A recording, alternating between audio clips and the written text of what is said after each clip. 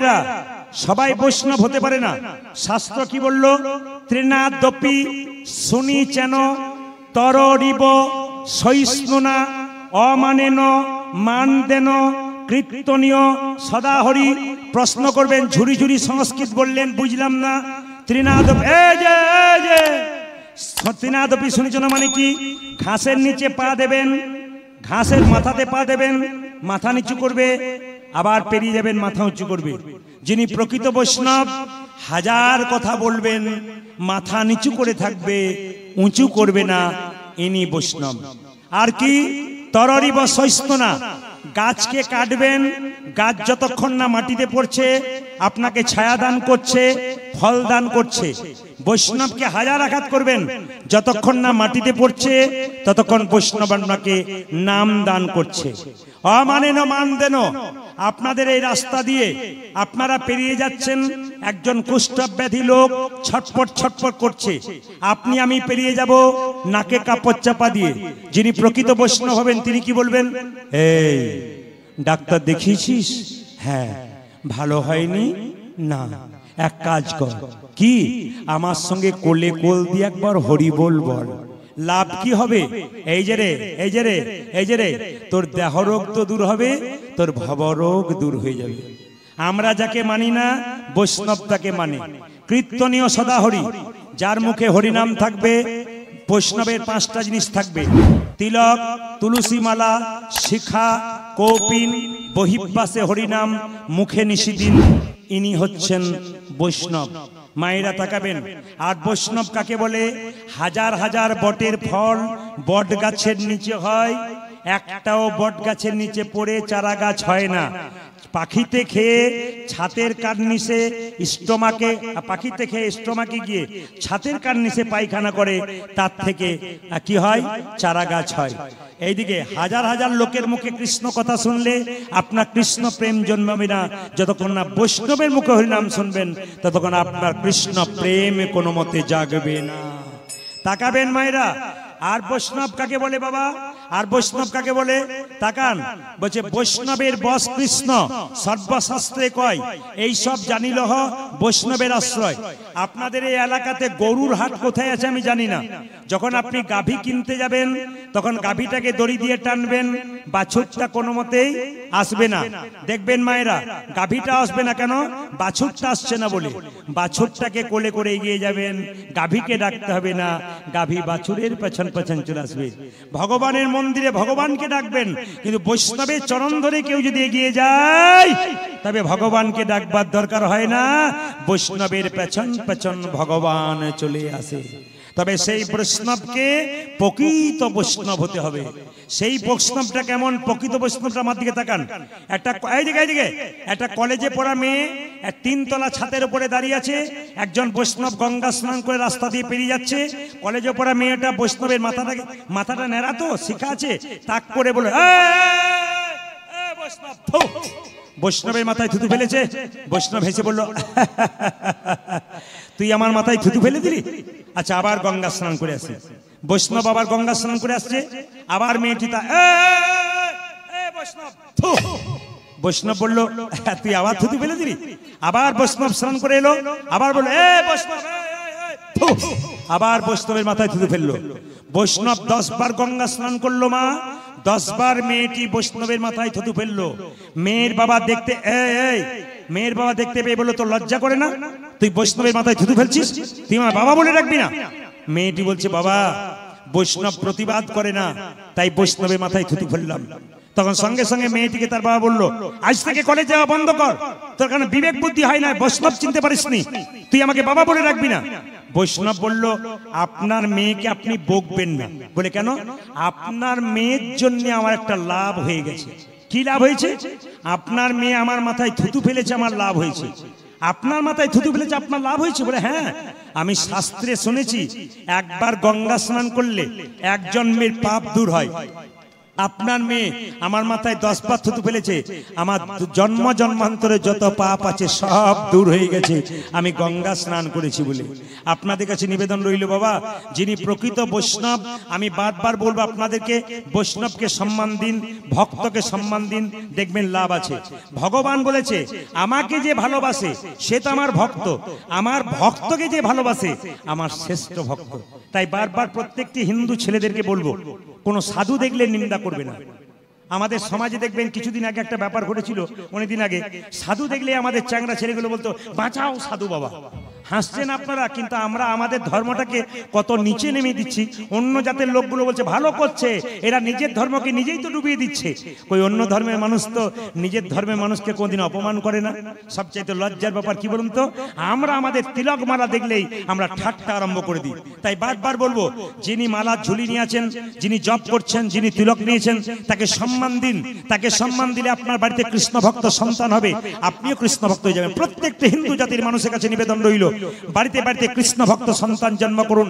আমি বারবার বলবো, প্রত্যেকটা বাড়িতে একটা করে যেন কৃষ্ণ ভক্ত সন্তান জন্ম হয়ে যায়। মায়েরা, মুকুন্দা নরহরি দুজনা দাঁড়িয়ে আছে।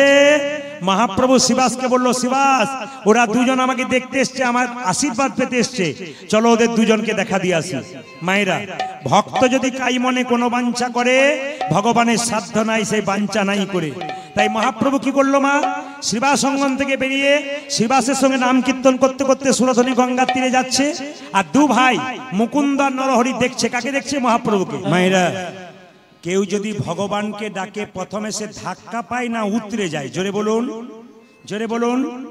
ভগবানকে যে ভালোবাসে, ভগবান তাকে ধাক্কা দিয়ে দেখে সে আমার কতখানি হয়েছে।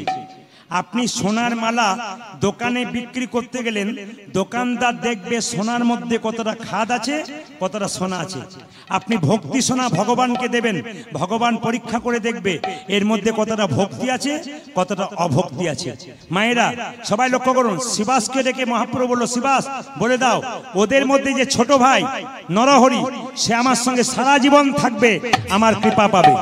আর যে বড় ভাই তাকে বলে দাও সে আমার 100 জন্ম সঙ্গ পাবে না।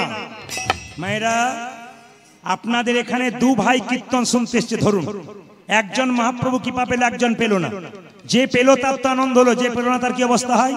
এই যে শিবাস বললো, তোমাদের ছোট ভাইকে আমি, কি নাম? আমার নাম নরহরি। তোমার জন্য প্রভু বলেছে তুমি সারা জীবন প্রভুর সঙ্গে কীর্তন করবে, প্রভুর সঙ্গে থাকবে। বড় ভাই বলে আমার জন্য কি বলেছে? তোমাকে বলেছে তুমি 100 জন্ম কৃপা পাবে না, সঙ্গ পাবে না। সঙ্গে সঙ্গে বড় ভাই নাচতে শুরু করেছে, জয় গৌর জয় গৌর। এটা কিরকম কথা হলো? যে কৃপা পেল সে চুপ করে আছে, আর যাকে বলা হলো 100 জন্ম কৃপা পাবে না সে নাচছে জয় গৌর জয় গৌর জয় গৌর। এই কথা যেই না বলেছে, সঙ্গে সঙ্গে মুকুন্দ সরকার শিবাসকে বলছে, শিবাস তুমি হাসছো কেন? শিবাস বলছে তোমাকে প্রভু বললো 100 জন্ম কৃপা পাবে না, আর তুমি গৌর বলে নাচতে শুরু করেছো। আমি হলে বিষ খেয়ে আত্মহত্যা করে দিতাম। একথা শুনে মুকুন্দ বলছে, শোনো শোনো শিবাস, প্রভু যদি বলতো কোন জন্মে সঙ্গ পাবো না, কোন জন্মে সঙ্গ পাবো না, তাহলে না হয় আমি বিষ খেয়ে আত্মহত্যা করে দিতাম। তাহলে না হয় আমি বিষ খেয়ে আত্মহত্যা করে দিতাম। প্রভু বলেছে 100 জন্ম সঙ্গ পাবো না, সঙ্গ পাবো না। 100 জন্ম না হয় গৌর গৌর বলে কেঁদে বেড়াবো, আমি কেঁদে বেড়াবো। কিন্তু যখন 100 জন্ম পেরিয়ে যাবে 101 জন্মে প্রভু সঙ্গ পাবো। এক জন্মে প্রভু সঙ্গ পাবো, এক জন্মে প্রভুর সঙ্গ পাবো। একই জন্মে প্রভুর সঙ্গ পাবো। আমি 100 জন্ম কেঁদে বেড়াবো, এক জন্মে প্রভুর সঙ্গ পাবো। আমি 100 জন্ম কেঁদে বেড়াবো, 101 জন্মে প্রভুর সঙ্গ পাবো। আমি 100 জন্ম কেঁদে বেড়াবো, 101 জন্মে প্রভু সঙ্গ পাবো। আমি 100 জন্ম কেঁদে বেড়াবো, 101 জন্মে প্রভু সঙ্গ পাবো। একই জন্মে প্রভুর সঙ্গ পাবো। 3 ঘন্টার কীর্তন শুনতে এসে কতবার কত দিকে তাকাতে হয়? 3 ঘন্টার কীর্তন শুনতে এলে কতবার উঠতে হয়, কতবার বসতে হয়? কতজনের কোমরে ব্যথা লাগে, কতজন বাইরে যায় আর আসে। আর লক্ষ্য করুন, বললো 100 জন্ম গৌর কৃপা পাবো না, 101 জন্মে তো পাবো। এর থেকে কি শিখলেন? যে কোনো কাজে পুরুষ কি নারী, ধৈর্য যার আছে জীবনে জয় তার আছে, আর ধৈর্য যার নাই জয় তার নাই। আপনারা বাইরে দূরে অনেকে কীর্তন শুনছেন, পেছনে আমার ভাইগুলো শুনছে, বাচ্চা ছেলেগুলো, আপনারা অনেকে দেখবেন বাচ্চাগুলো বসে আছে। এর থেকে কি শিখলেন? যারা ধৈর্য, যাদের ধৈর্য আছে সবকিছুতে, দেখবেন কৃপা তাদের আছে। যদি কারো ধৈর্য না থাকে, হরিবাসরে আসুন, চুপচাপ বসুন। মন চঞ্চল হয়ে গেল, মনকে স্থির করে বসুন। কিছু কিছু কথা শুনবেন যেগুলো জীবনে ব্যবহার করবেন, আপনার জীবন ভালো লাগবে। 100 ভাইয়ের দাদা দুর্যোধন চঞ্চল ছিল, উনি ভগবান হারালেন। আর পঞ্চপাণ্ডবের দাদা যুধিষ্ঠির স্থির ব্যক্তি ছিলেন, উনি ভগবান পেলেন। তাই আপনারা যারা কীর্তন শুনছেন, আপনাদের পাশে বয়স্ক বাবারা আছে। এইদিকে সামনে বসতে পারে নাই, অনেকে বসছে, ধারে অনেক বাবারা বসে আছেন, প্রণাম আপনাদের চরণে। কিন্তু একটা জিনিস আপনারা লক্ষ্য করুন, আপনারা যারা কীর্তন শুনবেন, বয়স্ক বাবাদের বা বৈষ্ণবদের পাশে কীর্তন শুনুন। কেন? ওনারা কত ধৈর্য ধরে কীর্তন শুনবেন, দেখবেন ওনারা ভক্তি ভরে কীর্তন শুনবেন। যখন ওনারা শুনতে শুনতে আপনি হাত তুলে দেবেন, হাত তুলতে বলতে হবে না, তখন আপনি তার পাশে বসে থাকলে আপনার হাতটাও দেখবেন আপনা আপনি উঠে যাবে। ধরুন প্রসাদ পাওয়া হবে, 10,000 লোক খাওয়ানো হচ্ছে, আপনি নিজে পাচ্ছেন, কেউ খেলো আর না খেলো আপনি মুখে তুলে দিলেন। কিন্তু বৈষ্ণবের কাছে বসবেন, দেখবেন উনি প্রসাদটা পাবার আগে কেমন প্রণাম করছেন, তারপর প্রসাদ পাচ্ছেন। আপনি পাশে বসলে আপনি শিখতে পারবেন। এই জন্য কীর্তন শুনতে হয় কার পাশে বসে? যারা প্রকৃত কীর্তন শোনার লোক, ভক্ত, তাদের পাশে কীর্তন শুনবেন, দেখবেন আপনাদের লাভ আছে। আমি শুধু বলতে চাই, মায়েরা যারা বাবা হয়েছে তাদের কাছে নিবেদন রইল, ভালো বাবা হতে গেলে ভালো সন্তান জন্ম দেয়।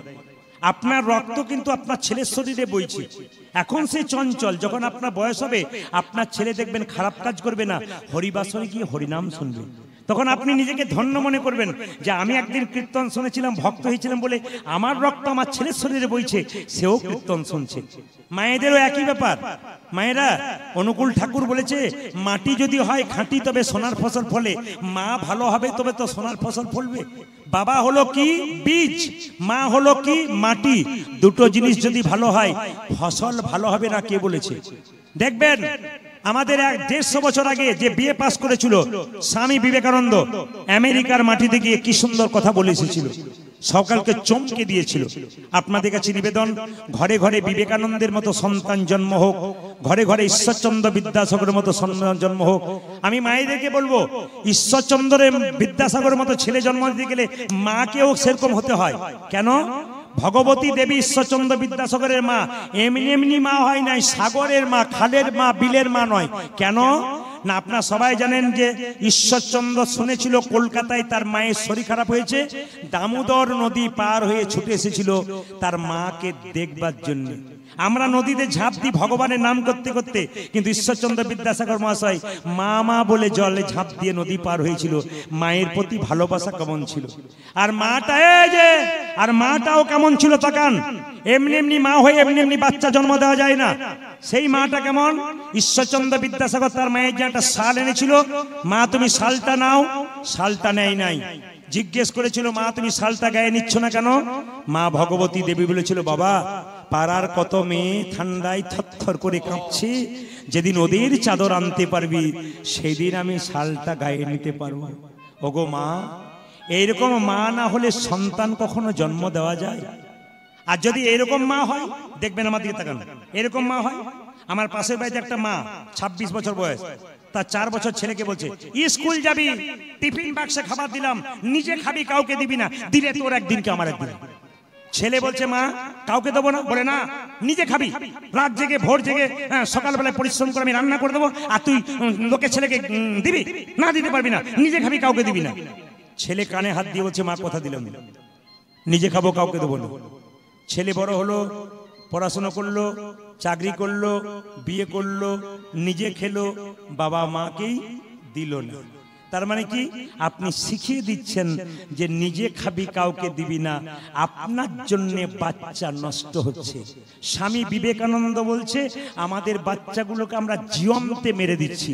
জীবন্তে মরা মানে কি, বেঁচে আছে কিন্তু বিবেক নাই, বাবা চেনে না, মা চেনে না, আত্মীয় চেনে না, স্বজন চেনে না, কৃষ্ণ ভক্ত চেনে না, বেঁচে আছি কিন্তু আমাদের কোনো বিবেক নাই। তাই আপনাদের কাছে নিবেদন রইল, ভালো ভালো সন্তানের জন্মদিন মায়েরা, আমাদের হিন্দু সনাতন ধর্মের বাড়িতে ভালো ভালো সন্তানের জন্মদিন, কৃষ্ণ ভক্ত সন্তানের জন্মদিন, প্রত্যেকটি ভাইদের অনেকে দেখছি গলাতে তুলসীর মালা রয়েছে। আমার খুব ভালো লাগছে আপনাদের এই পরিবেশে এসে, ধন্যবাদ জানাই আপনাদেরকে, খুশি হলাম আপনাদের কমিটির উপরে, খুব সুন্দর পরিবেশ আপনাদের পরিবেশকে ধন্যবাদ জানাই। কারণ আমি কালকে সারা রাত্রি জেগেছিলাম, তারপর প্রায় সব ছেলেগুলো তারপর এসেছে এখানে, তার মানে এত ক্লান্ত যে 1 ঘন্টাও রেস্ট আমরা পাইনি। কিন্তু এত ক্লান্তির মধ্যে আপনারা কিন্তু আমাদের ক্লান্তিটাকে কোন দিকে সরিয়ে দিয়েছেন কেন? আপনাদের ভক্তির জোরে। সবাই লক্ষ্য করুন মায়েরা, মুকুন্দ সরকারকে বলল তুমি 100 জন্ম কি পাবে না, মুকুন্দ সরকার চোখের জলে কাঁদছে। ভগবান সব সইতে পারে গো, চোখের জল সইতে পারে না। মুকুন্দ বলছে প্রভু তুমি সবাইকে কৃপা, আমার ভাইকে কৃপা করলে আমাকে করলে না। মহাপ্রভু বুঝিয়ে দিলেন কত দামি কথা, দেখুন শোনো মুকুন্দ, একটা বনের মধ্যে বড় বড় গাছ যেমন ছোট ছোট গাছগুলোকে ঝড়ঝঞ্ঝা থেকে রক্ষা করে, একটা সংসারের বড় ভাই তার ছোট ভাইগুলোকে ঝড়ঝঞ্ঝা থেকে রক্ষা করে। তুমি শ্রীখণ্ডে চলে যাও, তোমার মাথায় হাত দিয়ে আশীর্বাদ করলাম, তুমি কাল থেকে বাড়িতে গিয়ে যাকে চিকিৎসা করবে তারই রোগ ভালো হয়ে যাবে। ও মুকুন্দ, তোমাকে একটা দায়িত্ব দিলাম, তুমি চিকিৎসা করবে, তোমার রোগ ভালো হবে।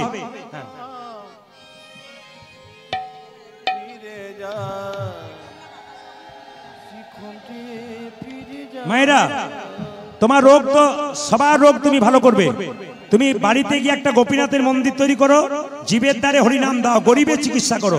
ও মুকুন্দ ফিরে যা, ফিরে যা, ফিরে যা, শিখণ্ডে ফিরে যা, ফিরে যা, ফিরে যা, শিখণ্ডে ফিরে যা, ফিরে যা, ফিরে যা, শিখণ্ডে ফিরে যা, আজ ফিরে যাও, ফিরে যাও, শিখণ্ডে ফিরে যাও, ফিরে যা, যা, যা, ফিরে যা, ফিরে যা,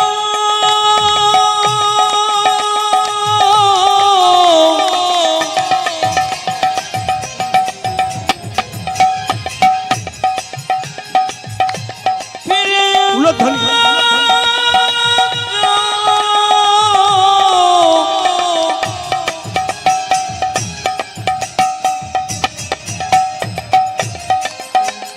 ওই যে মুকুন্দ তুমি শিখণ্ডে ফিরে যাও, যাও, যাও,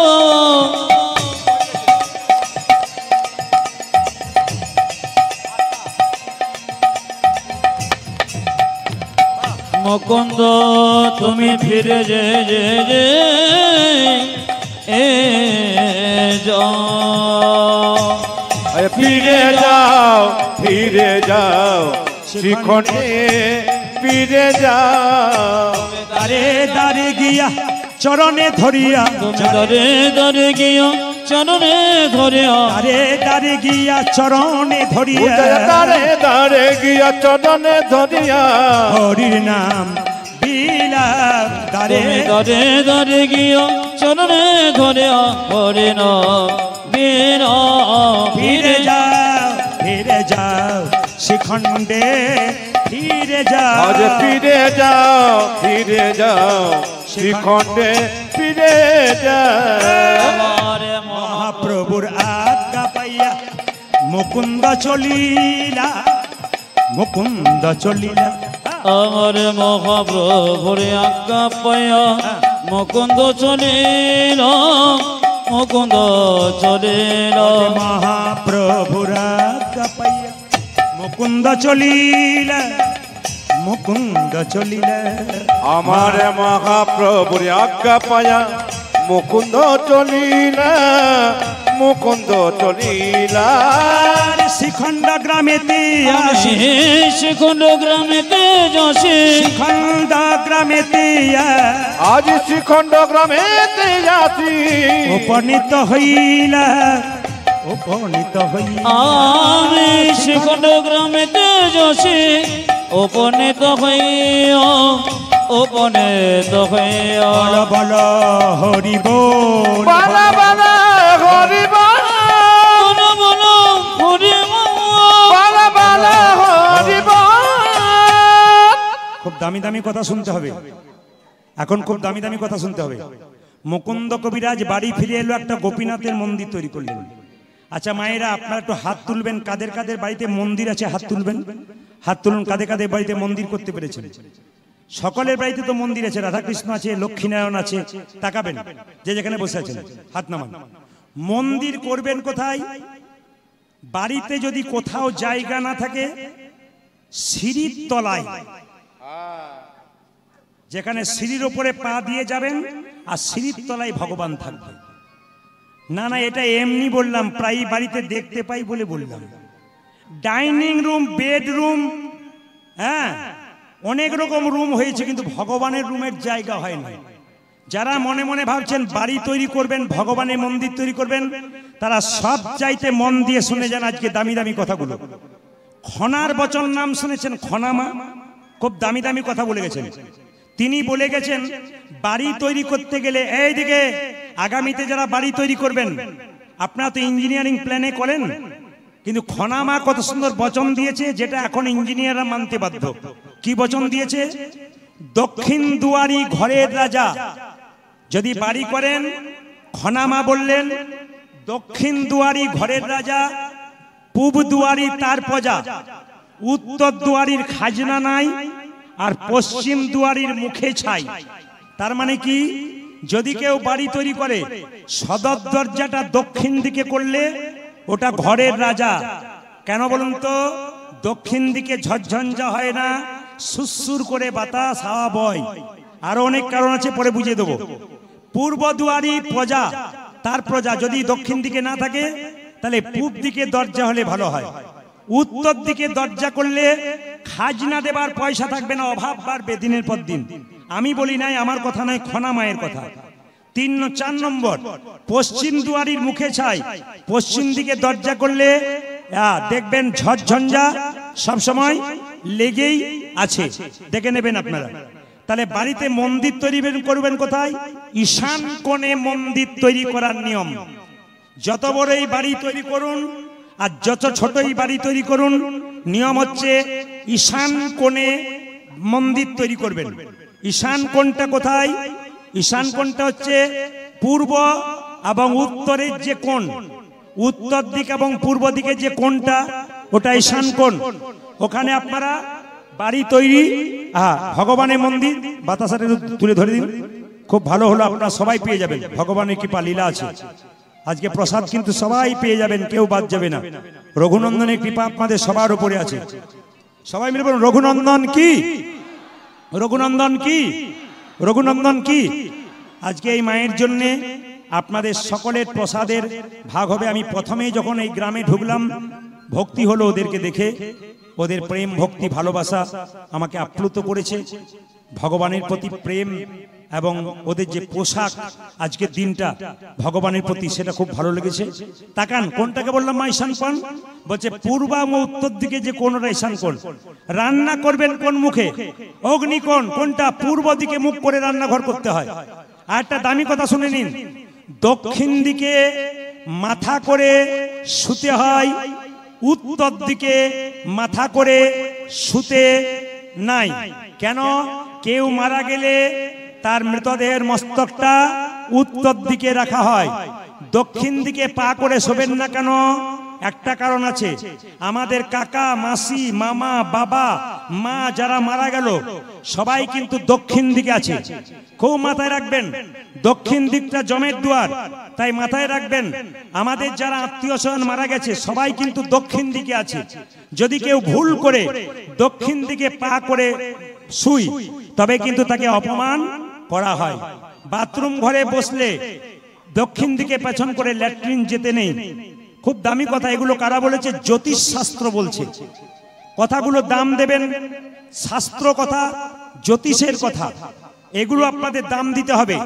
তবে ঈশান কোণে কারো যদি বাথরুম পায়খানা থাকে, খুব মন দিয়ে শুনবেন, তবে কিন্তু ঈশান কোণে যার বাথরুম পায়খানা আছে তার 1 থেকে 2 বছরের মধ্যে একজন আত্মহত্যা করে বাড়িতে মরছে 100%।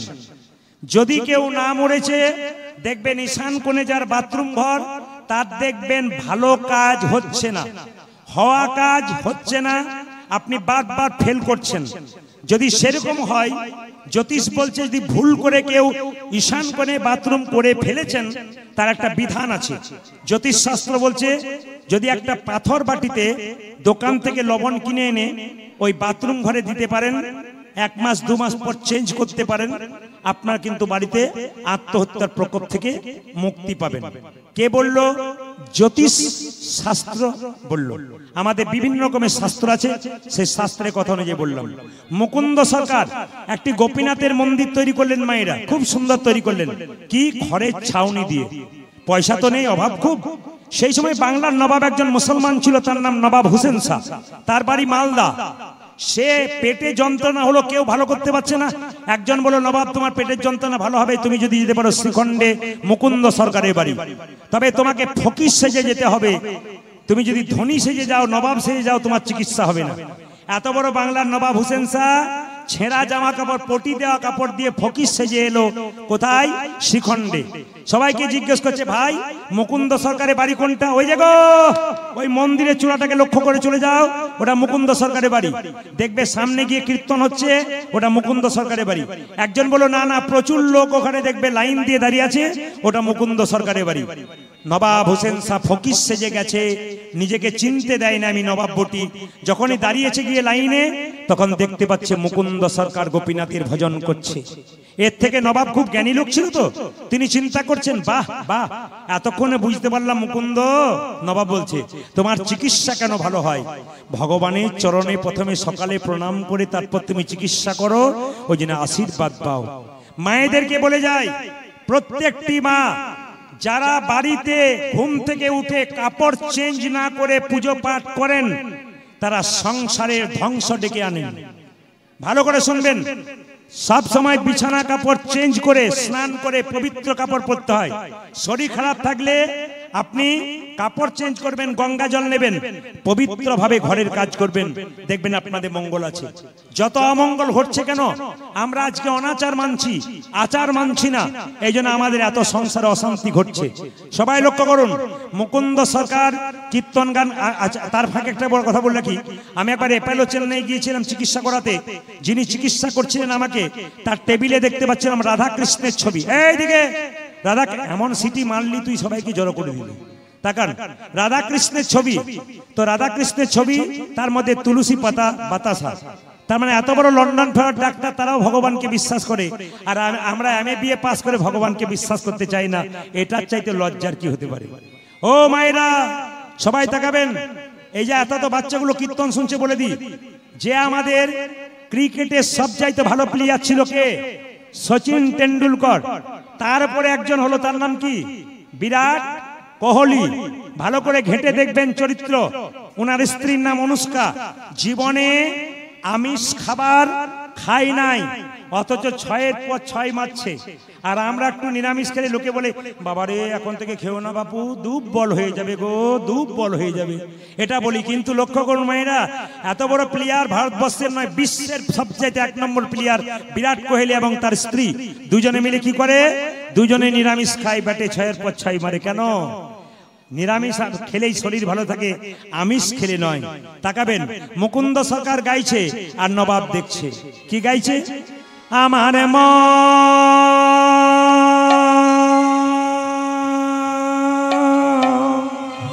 ওই আমার মুকুন্দ বলছে, গোপীনাথ তুমি তো আমাকে টাকা পয়সা দাওনি, সোনার মন্দির তৈরি করবো, মায়েরা সবার তো টাকা নাই, আমার মন্দিরে তোমাকে রাখবো।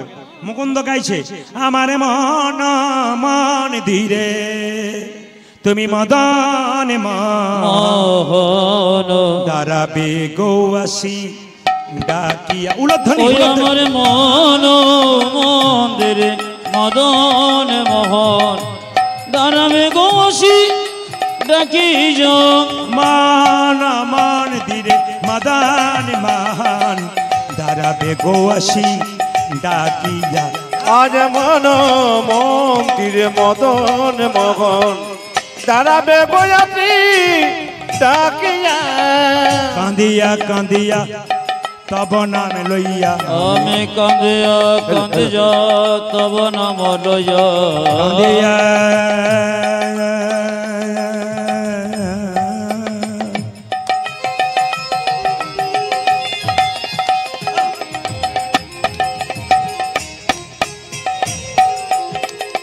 হে প্রাণনা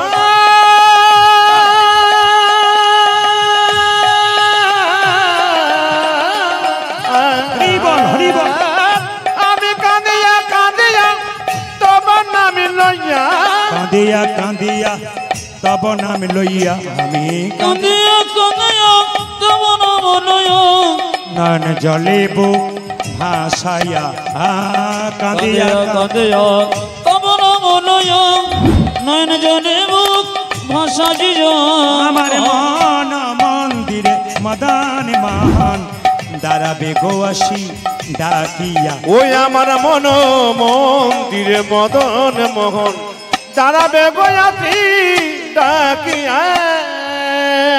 আপনাকে ডাকছি আপনাকে এই যে আপনাকে চশমা পরে চশমা পরে ওই যে চশমা পরে আপনাকে ডাকছি আপনাকে ডাকছি এদিকে আসুন চশমা পরে আপনাকে হ্যাঁ আসুন এদিকে আসুন এদিকে আসুন আপনাকে চশমা পরে আসুন এদিকে আসুন আপনাকে ডাকছি চশমা পরে হ্যাঁ আসুন আসুন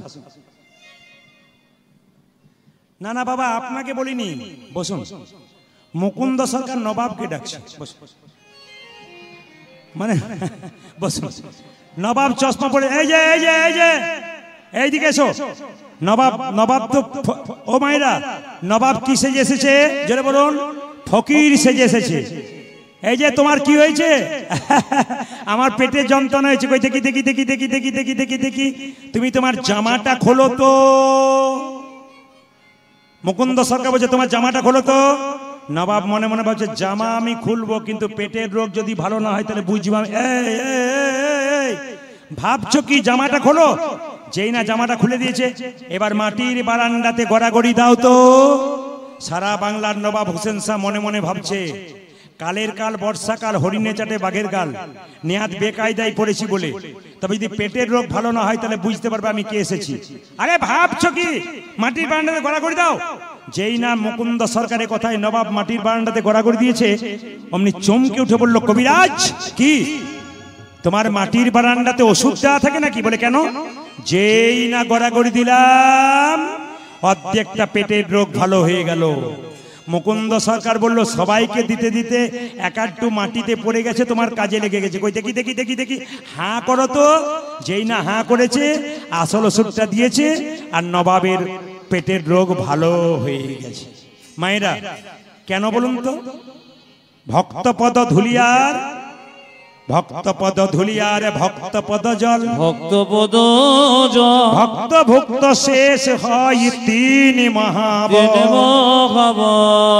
যারা কীর্তন শুনতে এসছেন তাদের কাছে প্রদীপ পালের বাণী রইল এই তিনটে যদি পারেন আপনার বাড়িতে ভক্ত গেলে ভক্তের চরণ ধোয়া জল মাথায় নিন এক যদি পারেন ভক্তকে সেবা দেবেন ভক্তের উচ্ছিষ্ট প্রসাদ গ্রহণ করুন যদি পারেন ভক্ত যেখানে বসেছিল সেই চরণ ধুলিতে একটু গড়াগড়ি দেন তাকাবেন যে যেখানে বসে আছেন কয়েকদিন আগে আমি আপনাদের এই কলকাতার হুগলির বর্ডারে হুগলি জেলাতে গান করছিলাম ওখানে তিনটে মেয়ে কলকাতা থেকে গেছে কীর্তন শুনতে এইদিকে তাকাবেন মায়েরা তিনটে গোপালকে কোলে নিয়ে কীর্তন শুনতে গেছে আমাকে বলল প্রদীপ বাবু আপনাকে সব জায়গায় পাওয়া যায় না তাই আমাদের আত্মীয় বাড়ি চলে এলাম আপনারা যেমন সামনে বসে আছেন তিনটে মেয়ে সামনে বসে আছে নতুন কাপড় পরে গোপাল তিনটেকে স্টেজে নামিয়েছে কীর্তন শেষ হয়ে গেল এইদিকে এইদিকে কীর্তন শেষ হয়ে গেল সবাই চলে গেল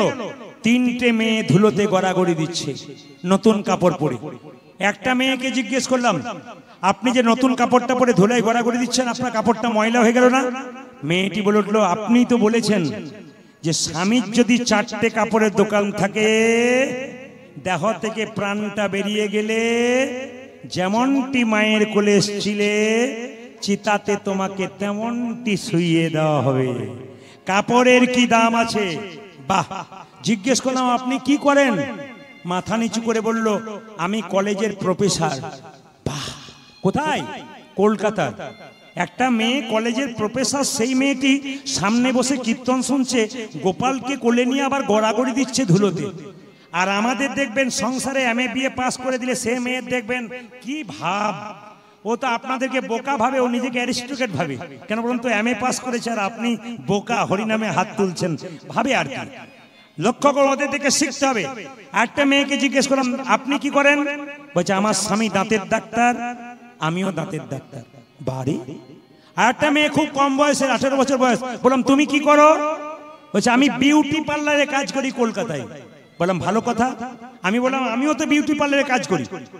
ও বলছে আপনি কখন করেন? কীর্তন করেন সবসময়, কখন করেন?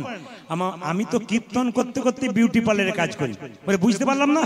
বললাম তুমি তো বিউটি পার্লারে কাজ করে মেয়েদের ভুরু শেভ করে চুল কেটে সুন্দর করো বাড়িটা, আর আমি ভক্তের হৃদয়টাকে সুন্দর করে আমি সুন্দর কাজ করার চেষ্টা করি। আপনাদের কাছে নিবেদন রইল, এটি আমার বিউটি পার্লারের কাজ। কি বলুন তো? আপনাদের ভেতরগুলোকে একটু সুন্দর করে দেওয়া। আপনাদের সবার কাছে একটা নিবেদন রইল, বিশেষ করে আমার ভাইয়েরা শুনবে, মায়েরা শুনবেন, বাবারা শুনবেন। এখানে অনেকে আছেন প্রসাদ ভোজি। হাত তুলতে পারবেন যারা প্রসাদ ভোজি আছেন? একজন, বাবারা 2-3 প্রসাদ ভোজি মানে বুঝতে পেরেছেন? কোনদিন মাছ মাংস খায় না, ভগবানকে নিবেদন করে তারপর খায়, নাম হচ্ছে প্রসাদ ভোজি। আপনারা যারা প্রসাদ ভোজি হতে পারেন নাই, এইদিকে তাদের জন্য আমি প্রসাদ ভোজি করার ব্যবস্থা করে দিই। বৃহস্পতিবার প্রতি বাড়িতে আমিষ হয় না। বৃহস্পতিবার, গুরুবার, সেই দিন কোন হিন্দু বাড়িতে যদি আমিষ হয়, ওটা হিন্দুর বাড়ি বলে পরিচয় দেবেন না। বারবার বলে দিলাম, বৃহস্পতিবার, গুরুবার, ওই দিন যদি কোনো হিন্দুর বাড়িতে আমিষ হয়, ওর বাড়িতে খাবার খাবেন না। কেন? ও হিন্দু জাতির মধ্যে পড়ছে না, ও গুরুবার মানে না। তাই প্রত্যেকটি মাকে বলবো বৃহস্পতিবার দিন একটা কাজ করবেন। কি কাজ? শুনে নেবেন, ব্যবহার করবেন, তবে কাজ আছে। শুনে গেলেন, ঘর চলে গেলেন, তা বললে হবে না। কি? একটা হাঁড়ি করা নতুন কিনবেন, একটু আতপ চেলের অন্ন তৈরি করবেন, একটু ডাল সবজি করবেন, ওটা ভগবানের চরণে তুলসী পত্র দিয়ে নিবেদন করবেন। তারপর বৃহস্পতিবার অন্য কড়াইয়ে হাঁড়িতে যে রান্না করবেন, প্রথমে অন্ন প্রসাদটা, পরমান্নটা সবার পাতে পাতে দেবেন একটা তুলসী পত্র দিয়ে। তারপরে নিজে যে অন্নটা রান্না করেছেন ওটা পাতে পাতে দেবেন। দেখবেন আপনারা একদিন অন্তত বাড়িতে প্রসাদ ভোজি হয়ে যাবেন। লোকে জিজ্ঞেস করবে আপনি কি প্রসাদ ভোজি? অন্তত এমনি করে তো বলতে পারবেন, সারা জীবন করতে না পারি, সপ্তাহে একদিন তো করি। আরে স্কুলে ভর্তি হও, তবে তো ডাক পাবে, নাকি লাইনে দাঁড়াও তবে তো ডাক পাবে। তুমি করলে না কিছু আর বলবে আমি কিছু পাবো, তা বলে তো হবে না, কিছু করতে হবে। এখানে কীর্তন শুনলেন, পাঁপড় ভাজা কিনে নিলেন, বাচ্চাকে খাইয়ে দিলেন, আর নিজে আপনার দিব্যি হাঁ করে বসে রইলেন, তা বললে হবে না। প্রসাদ ভোজির কথা বললাম কি, প্রতি বৃহস্পতিবার যারা খান না তাদের জন্য বলবো, তারা কিন্তু প্রতি বৃহস্পতিবার বাড়িতে প্রসাদ ভোজি হন। আপনারা পরমান্ন মানে আতপ চালে রান্না করুন, একটু ডাল সবজি করুন, তারপর যে রান্নাটা করেছেন ওই রান্নাটা পাতে পাতে দিয়ে তুলসী পত্র দিয়ে বাচ্চাদেরকে বুঝিয়ে দিন, বাবা আজ তুই প্রসাদ পাচ্ছিস, গোবিন্দের চরণে দিয়ে তারপর দিলাম। বাচ্চাও কিন্তু কৃষ্ণ ভক্ত হবে। সবাই মিলে হাত তুলে রাধা মাধব কি, শ্যাম সুন্দর কি, মদন মোহন কি, হরিবাসর কি, সাধুগুরু বৈষ্ণব কি। মুকুন্দ সরকারকে নবাব বলল, শোনো মুকুন্দ, তুমি আমার পেটের রোগ ভালো করলে তোমাকে এখানে রাখবো না, তোমাকে মালদাতে নিয়ে যাব। মুকুন্দ সরকার রাত্রিবেলায় মহাপ্রভু মন্দিরে কেঁদে কেঁদে বলল, প্রভু আমি তো মুসলমানের বাড়ি যাব না। মহাপ্রভু আকাশবাণী করে বললেন, মুকুন্দ ঈশ্বর যা করে তা, জোরে বলুন, জোরে বলুন, ঈশ্বর যা করে তা। না আমি জোরে শুনতে চাই, ঈশ্বর যা করে তা, হ্যাঁ মঙ্গলের জন্য। এখন যদি বৃষ্টি নেমে যায়, ঈশ্বর যা করে তা। আপনারা বলছেন মঙ্গল, কিন্তু কমিটির কি অবস্থা হয়? আচ্ছা খুব তো বলছেন ঈশ্বর যা করে তা মঙ্গলের জন্য করে, কিছু মনে করবেন না। আপনার ছেলে মাধ্যমিক পরীক্ষা ফেল করেছে, আর আপনার সামনে কেউ যদি বলে ঈশ্বর যা করে তা মঙ্গলের জন্য করে, আপনার কি অবস্থা হবে? কি বলবেন? বাজে বলবেন না, জান এখান থেকে। ভালো হলে ভালো, আর মন্দ হলে মন্দ। তাই সবাই লক্ষ্য করুন, মুকুন্দ সরকার গেল মুসলমান নবাবের সঙ্গে কোথায়? মালদার গৌড়ে। সেখানে গিয়ে বলল, নবাব আমি তোমার বাড়িতে থাকবো, 3টে শর্ত। আমি যেন গরিবের চিকিৎসা করতে পারি, আমি যেন গোপীনাথের পুজো করতে পারি, আর আমাকে একটা গোপীনাথের মন্দির তৈরি করে দাও, আমি গোপীনাথের ভজন করব। নবাব মুসলমান সৎ মানুষ ছিল। মুসলমান মানে কি? মুসলমানে সৎ, মান মানে ইমান। যাদের মধ্যে সৎ ইমান আছে তিনি মুসলমান। নবাব হোসেন একজন সৎ ইমানদার মানুষ ছিলেন। তিনি বললেন, মুকুন্দ তোমাকে গোপীনাথের মন্দির তৈরি করে দিলাম, আর তুমি এক কাজ করো, গোপীনাথের পুজো করো আর জীবের দ্বারে হরিনাম দাও। মায়েরা মাথায় কাপড়টা নিন। আজকে মুকুন্দ সরকার কীর্তন গান গাইছে, আর নবাবকে একটা মেয়ে, শুনবেন ভালো করে, নবাবকে একটা মেয়ে পাখা করছে। কি দিয়ে? তাল পাতার পাখা দিয়ে। তার মধ্যে ময়ূরের পালক। কি পাখা বললাম জোরে বলুন মায়েরা? কোন পাতার পাখা? তাল পাতার পাখা। তার মধ্যে কিসের পালক ছিল? ময়ূরের পালক। একটা মেয়ে নবাবকে হাওয়া করছে, আর মুকুন্দ সরকার বসে বসে গোপীনাথের ভজন করছে। সবাই করজোরে বসুন, উলুধ্বনি দেবেন। আমার কানু সে বিনোদ রায় গো, কানু সে বিনোদ রায়। ওই আমার কানু সে বিনোদ রায় গো, কানু সে বিনোদ রায়। ওই আমার কানু সে বিনোদ রায় গো, কানু সে বিনোদ রায়। বিনোদ চুরাই বিনোদ পরিহার, সে বিনোদ চুরাই বিনোদ পরিহার। বিনোদ চুরাই বিনোদ পরিহার, ওদের বিনোদ চোরাই বিনোদ পরিহার। পরিহা বিনোদ উড়িছে তাই গো, পরিহা বিনোদ জুড়েছে তবাই আমার কানু সে বিনোদ রায় গো, কানু সে বিনোদ ওই রায়। আমার কানু সে বিনোদ রায় গো, কানু সে বিনোদ রায়। বিনোদ ললাটে বিনোদ তিলক, বিনোদ বিনোদ সাজি। ওই দেখি বিনোদ ললাটে বিনোদ তিলক, বিনোদ বিনোদ সাজে। বিনোদ ললাটে বিনোদ তিলক, বিনোদ বিনোদ সাজি। ওটা যে বিনোদ ললাটে বিনোদ তিলক, বিনোদ বিনোদ সাজে। বিনোদয় ধরে বিনোদ মুরলী, আমার বিনোদয় ধরে বিনোদ মুরলী। বিনোদয় ধরে বিনোদ মুরলী, আরে বিনোদ ধরে বিনোদ মুরলী। বিনোদ বিনোদ বাজে গো, আমার বিনোদ বিনোদ বাজে, আমার কানু সে বিনোদ রায় গো, কানু সে বিনোদ ওই রায়। আমার কানু সে বিনোদ রায় গো, আমার। কানু সে বিনোদ রায়। আপনাদের এখানে সবার তিলক দেখতে পাচ্ছি। মায়েরা মনে মনে ভাবছে প্রতিদিন নিই না, কীর্তন হচ্ছে বলে দিয়েছে বলে নিয়েছি। আপনারা বাড়িতে গিয়ে আয়নাতে দেখবেন, আপনাদের দেখতে কত ভালো লাগবে। আচ্ছা কিছু মনে করবেন না, আমাদের ওখানে, আপনাদের এখানে হয় কিনা জানি না, আমাদের ওখানে কোনো মেয়ে যদি 26 বছর বয়স, তার বাচ্চা আছে 4 বছরে, যদি সে তিলক পরে, তো পাশের মেয়েরা বলে, বাবারে হারানের বইয়ের কি ঢং দিদি, তিলক করেছে মালা করেছে, ভগবান বোধে আগেই পেয়ে যাবে।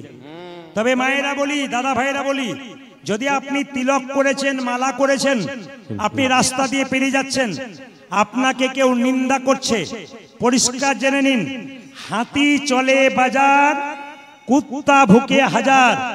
হাতি রাস্তা দিয়ে যাবে, কুকুর ঘেউ ঘেউ করবে, হাতি তার দিকে তাকাবে না। আরে কৃষ্ণ ভক্ত তো হাতির মতো, আর নিন্দুক তো কুকুরের মতো, তো ঘেউ ঘেউ করবে। সবাই ওদের দিকে তাকাবেন না, একবারে নিজের পথে চলে যাবেন, কোনো কথাই শুনবেন না, যা বলছে বলুক, আপনি আপনার ভজনের পথ পরিষ্কার করুন। আপনাদের বলে যায় মায়েরা, যারা মাছ মাংস খান, আরো হাত তুলুন তো, কারা কারা মাছ মাংস খান? যাক যাক, এই যে সত্যি তুললেন, খুব ভালো লাগলো। আপনাদের বলি, এই যে আপনারা মাছ মাংস খান, কিছু মনে করবেন না, যে মাংস আপনি খাচ্ছেন, যার গলাটা কেটে খাচ্ছেন, আপনার আঙুলটা একদিন কেটে দেখাতে পারবেন? জোরে বলুন হ্যাঁ না না, দেখাতে পারবেন আঙুলটা কেটে? আমি যদি বলি আঙুলটা কেটে আনুন, তো আমি ঝোল খাবো, আপনি আঙুল কেটে দেবেন? একটা আঙুল কাটতে গিয়ে আপনার কত কষ্ট, আর যাকে মারবেন তার কত কষ্ট। আপনার ছেলেকে ধরে কেউ যদি পিটায়, আপনার কত কষ্ট হয়। তাহলে যাকে কাটছেন সে তো কারো ছেলে, সেই মা বাবার কত কষ্ট হচ্ছে, আপনি কেটে দিব্যি খাচ্ছেন। বিচার করবেন কথাগুলো, তারপর আপনি আমিষ খাবেন না নিরামিষ খাবেন আপনি বিচার করবেন। ও মায়েরা, তা আপনাদের কাছে নিবেদন রইল, সবার কাছে নিবেদন রইল, আপনারা কিন্তু মাংসাহার ত্যাগ করুন। বারবার বলবো, চেষ্টা করবেন আপনারা। কেন? একজনকে কেটে খেয়ে একজনের সুখ হয় না। আচ্ছা মায়েরা, বিড়াল মাংস খায় সামনের দাঁত দুটো বড়, কুকুর মাংস খায় সামনের দাঁত দুটো বড়, বাঘ মাংস খায় সামনের দাঁত দুটো বড়, আমরা মাংস খাই, আমরা আমাদের সামনের দাঁত দুটো জোরে বলুন বড়। আপনার খান? সামনের দাঁত দুটো দেখুন তো কত বড় হয়েছে। আচ্ছা আপনাদের, তাহলে যে মাংস খায় সে চেটে চেটে জল খায়, আর আপনি মাংস খান, আপনি চেটে চেটে জল খান, আপনি চুমুক দিয়ে খান। সবচাইতে লজ্জার ব্যাপার, একটা ছাগল একটা গরুর সামনে আপনি মাংস রেখে দিন, ও দেখবেন নাকে শুকে চলে যাবে, খাবে না। ছাগল গরু জানে মাংস খেতে নাই, আর আমরা মানুষ হয়ে এটা জানতে পারলাম না। ওরা আমাদের চাইতে অনেক উঁচু পরিমাণে আছে, আমরা জানতে পারলাম না, ওরা কিন্তু জানতে পারে। ওরা ওদের ধর্মটাকে মানতে পেরেছে, আমরা আমাদের ধর্ম মানতে পারি না। আমাদের কমিটির ভাইয়েরা আপনাদের সামনে যাবে কিছু দানের জন্য। বারবার বলবো, একদিকে গানের মধ্যে হাততালি দিন আর প্রেম সে দান দিন, যে যেমন পারবেন ভক্তি ভরে দান দিন। আমাকে দেবার দরকার নেই, আসরে ওনাদেরকে দিন। হাত তুলুন, হাত তুলুন। আমার কানু সে বিনোদ রায় গো, আমার কানু সে বিনোদ রায়। উলধ্বনি, উলধ্বনি। ওই আমার কানু সে বিনোদ রায় গো, কানু সে বিনোদ রায়। ওই আমার কানু সে বিনোদ রায় গো, কানু সে বিনোদ রায়। আপনারা এই জায়গায় বসে আছেন, ওই জায়গায় সারা বুঝতে পারছেন না। ওই জায়গাতে সারা দিচ্ছে কসম, মায়েরা হাত তুলছে, আপনারা তুলবেন। আমার কানু সে বিনোদ রায় গো, আমার কানু সে বিনোদ রায়। আমার কানু সে বিনোদ রায় গো, কানু সে বিনোদ রায়। বিনোদ চুরাই বিনোদ পরিহার, ও জয় বিনোদ চড়াই বিনোদ পরিহার, বিনোদ চুরাই বিনোদ পরিহার, বিনোদ চুরাই বিনোদ পরিহার, পরিহা বিনোদ উড়িছে তাই গো, বিনোদ উড়িছে। আমার কানু সে বিনোদ রায় গো, কানু সে বিনোদ ওই রায়। আমার কানু সে বিনোদ রায় গো, কানু সে বিনোদ রায়। বিনোদ গলাই বিনোদ মালা, বিনোদ বিনোদ দোলে, বিনোদ গলায় বিনোদ মালা, বিনোদ বিনোদ দোলে। বিনোদ গলাই বিনোদ মালা, বিনোদ বিনোদ দোলে, বিনোদ গলায় বিনোদ মালা, বিনোদ বিনোদ দোলে। কোন বিনোদিনী বিনোদ গাথুনি, কোন বিনোদিনী বিনোদ গাথুনি, কোন বিনোদিনী বিনোদ ও গাথুনি, জয় কোন বিনোদিনী বিনোদ গাতুনি। গেথেছে বিনোদ ফুলে গো, গেথেছে উলধ্বনি, উলধ্বনি। আমার কানু সে বিনোদ রায় গো, কানু সে বিনোদ ওই রায়। আমার কানু সে বিনোদ রায় গো, কানু সে বিনোদ রায়। এই যে বিনোদ কোটিতে বিনোদ ধতি, বিনোদ বিনোদ সাজে, বিনোদ কোটিতে বিনোদ ধুটে, সবাই তালি দেবেন। বিনোদ বিনোদ সাজে। তার বিনোদ কোটিতে বিনোদ ধতি, বিনোদ বিনোদ সাজে, ও জয় বিনোদ কোটিতে বিনোদ ধটি, বিনোদ বিনোদ সাজে। বিনোদ চরণে বিনোদ নুপুর, বিনোদ চরণে বিনোদ নুপুর, বিনোদ চরণে বিনোদ ও নুপুর, জয় বিনোদ চরণে বিনোদ নপুর। বিনোদ বিনোদ বাজে গো, বাজে বিনোদ বিনোদ বাজে। আমার কানু সে বিনোদ রায় গো, কানু সে বিনোদ ওই রায়। আমার কানু সে বিনোদ রায় গো, কানু সে বিনোদ রায়। যদুনাথি কই বিনোদ না কর, বিনোদ কদম্ব তলে, ওগো যদুনাথে কয়ে বিনোদ না কর, বিনোদ কদম্ব তলে। ও যে যদুনাথি কই বিনোদ না কর, বিনোদ কদম্ব তলে, ও জয় যদুনাথ কয় বিনোদ না কর, বিনোদ কদম্ব তলে।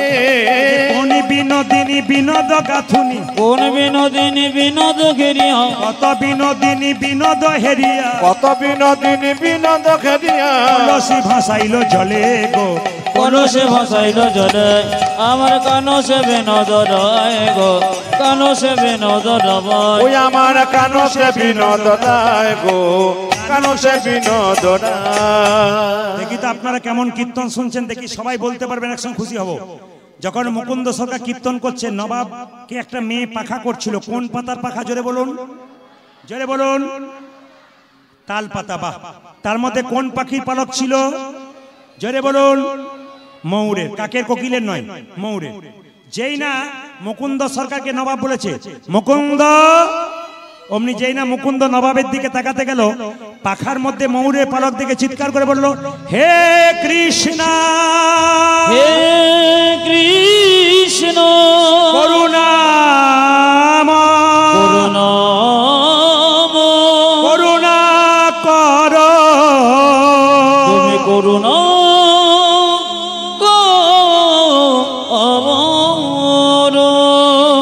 এই দিকে তাকাবেন। মুকুন্দ সরকার যেই না পালকের দিকে তাকিয়েছে, কৃষ্ণ দেখে অজ্ঞান হয়ে গেছে। নবাব বলল, কি হয়েছে তোমার? একটু জল দাও তো। জল দিয়েছে, মুকুন্দ সরকারের জ্ঞান ফিরেছে। মুকুন্দ বলল, সবার তো একটা রোগ আছে, মৃগী রোগ, আমারও মৃগী রোগ আছে। মুকুন্দ সরকার নবাব বলল, তুমি মিথ্যে কথা বললে। তোমার যদি মৃগী রোগ থাকবে, তুমি অজ্ঞান হয়ে গেছো, তখন কৃষ্ণ বলে কাঁদছিলে কেন? তোমার চোখ দিয়ে জল পড়ছিল কেন? মুকুন্দ সরকার বলল, নবাব আমার অপরাধ হয়ে গেছে। নবাব বলল, তোমার অপরাধ নয়, আমার অপরাধ হয়েছে। তোমার মতো কৃষ্ণ ভক্তকে আমি কেনা গোলাম মনে করে বলে ভুল করেছি। আজ থেকে তোমাকে কোনো অভাব রাখবো না, তোমাকে শ্রীখণ্ডে পাঠিয়ে দেবো। গোটা শ্রীখণ্ডটা তোমার নামে লিখে দিলাম। এর থেকে কি শিখলেন? ঈশ্বর যা করে তা, যেটা বলুন, মঙ্গলের জন্য করে। গোটা শ্রীখণ্ড লিখে দিল। সবাই মিলে হাত উঠান, চলুন মুকুন্দ সরকার বাড়ি ফিরে যাচ্ছে। সবাই হাত তুলবেন, একসঙ্গে তালি হবে, আমি খুব খুশি হব। সবাই দাঁড়ান, হাতটা তুলুন আগে, যে যেখানে আছেন হাত তুলুন। আমি তালি দিতে বলবো, তারপর ক্যামেরার মাধ্যমে আপনাদের তালি উঠছে, আপনারা দেখুন। সবাই হাত তুলুন। কৃষ্ণ কেশব, উলধ্বনি, যে যেখানে আছেন, যাদের মধ্যে ভক্তির উদয় আছে, যাদের মধ্যে প্রেম আছে, তারা হাত তুলবেন। কৃষ্ণ কেশব, কেশব, কৃষ্ণ কেশব, কেশব, হাত তুলুন, হাত তুলুন। শোধা মাখা এই নাম, হরি নাম, মধু মাখা এই নাম, নাম, নাম, উলধ্বনি। কৃষ্ণ কেশব, কৃষ্ণ সবাই মিলে। শোধমখ যে নাম, হরি নাম, মধুমখ এ নাম। না না না, আস্তে আস্তে নয়, জোরে জোরে হাত তুলুন, হাত তুলুন, অ্যান্টেনা তুলুন। কৃষ্ণ কেশব, কৃষ্ণ কেশব, শোধা মাখা এই নাম, হরি নাম, মধু মাখা এই নাম, নাম, উলধ্বনি। আজ কৃষ্ণ কেশব, কৃষ্ণ কেশব, সুধা মাখা এই নাম, হরি নাম, মধু মাখা এই নাম। এই নাম জপ হলো আপনারে, এই নাম জপ হলো জপন রে, এই নাম জপ হলো আপনারে। আজ এই নাম জপ হলো আপনারে, এই নাম জপ হলো আপনারে। এ হরি জোরে জোরে উলধ্বনি, উলধ্বনি, জোরে উলধ্বনি।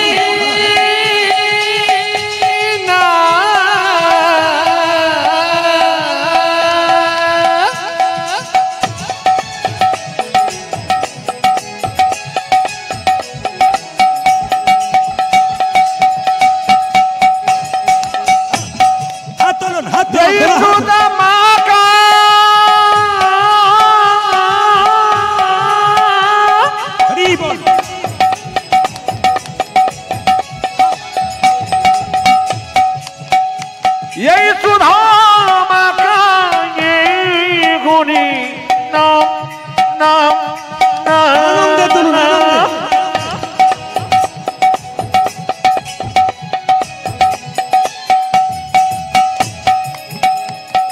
নামে যেবা করে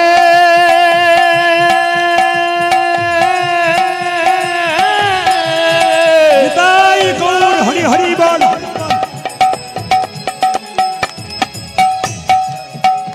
বলো বলো তুমি দায়ে মধুর না উলধ্বনি উলধ্বনি।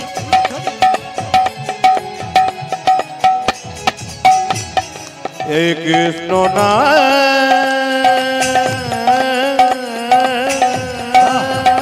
হরি বল। এই মধু সবাই বলুন প্রেম সে। হরি নাম এই নাম জপ বলো জপ না রে দূরে যাবে তৃষা প্রেম পারাবারে। এই নামে জপ হলো জপন রে, দূরে যাবে তৃষা প্রেম বরমরে। জপরে জপরে জপরে রসনা। জপরে জপরে জপরে রসনা জপরে জপরে জপরে রসনা। জপরে জপরে জপরে রসনা।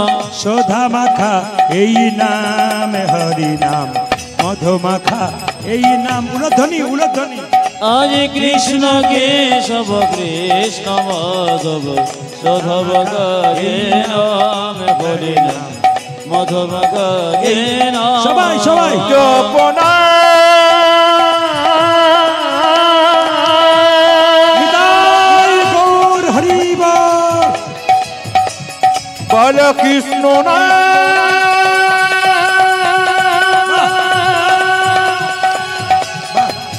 এই মধুর মধুর না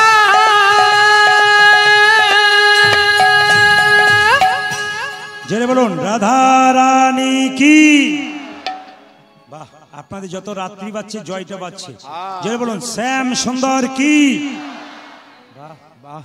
মদন মোহন কি। সাধুগুরু বৈষ্ণব কি। ঘুম আসছে তাদের কি। একজনে আসছে জন্য বললাম রাধা রানী কি, শ্যাম সুন্দর কি, মদন মোহন কি। মায়েরা, যদি কেউ কোনো কাজ করে তার মধ্যে অহংকার জন্মে যায়, ভগবান তাকে উচিত মতো শিক্ষা দেয়। সবাই দাদা ভাইরা যারা কীর্তন শুনছেন, যে কোনো কাজ যারা করে তার মধ্যে যেন অহংকার জন্ম না নেয়।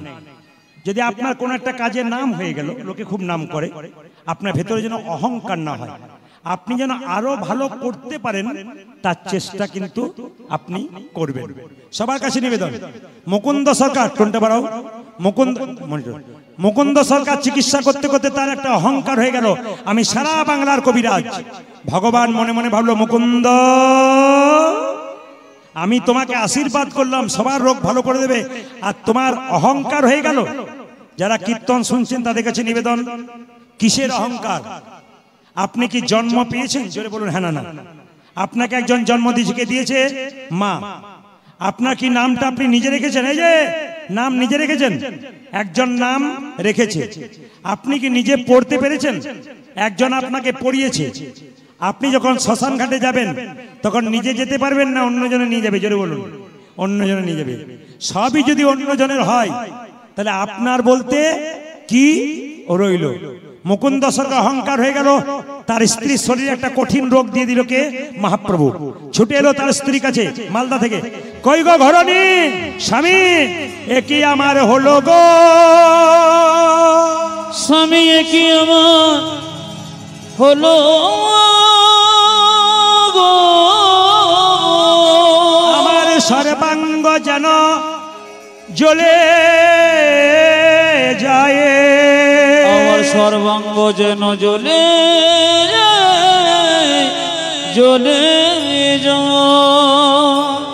মুকুন্দ বলল, কি হয়েছে? কই দেখি দেখি দেখি দেখি দেখি। স্বামী, যেদিন থেকে তুমি আমাকে ছেড়ে চলে গেছো, আমার চোখগুলো জ্বালা করে, পা গুলো জ্বালা করে, হাতগুলো জ্বালা করে, খেতে গেলে বমি আসে, মাথা ঘুরে, কেন এমন হয়? মুকুন্দ সরকার বলল, আমি সারা বাংলা চিকিৎসা করি, আমি তোমার রোগ ধরতে পারবো না কেন? দেখি দেখি দেখি, তুমি হাঁ করো তো, তোমার জিভটাকে দেখি, দেখি তোমার চোখ দেখি, দেখি তোমার হাতের তালু দেখি, দেখি তোমার পা দেখি। একই আমি সারা বাংলায় চিকিৎসা করলাম, তোমার রোগ ধরতে পারলাম না। দেখি দেখি দেখি দেখি, হাঁ করো তো, হাঁ করো তো। রাত্রিবেলায় মহাপ্রভু মন্দিরে মুকুন্দ আচার খেয়ে বলল, প্রভু তুমি বলে দাও, বলে দাও, আমি সারা বলে দাও, প্রভু তুমি বলে দাও, আমি সারা বাংলা চিকিৎসা করে আমার স্ত্রীর রোগ ধরতে পারলাম না কেন? মহাপ্রভু আকাশবাণী করে বলল, মুকুন্দ আমি যা ভেবেছিলাম তাই হয়েছে। সারা বাংলার চিকিৎসা করতে করতে তোমার ভেতরে অহংকার হয়ে গেছে। মুকুন্দ সরকার কেঁদে কেঁদে বলল, প্রভু আমি ক্ষুদ্র জীব, কখন আমার অহংকার হয় জানি না। সত্যি যদি অহংকার হয়েছে, আমার অহংকারের পতন ঘটাও।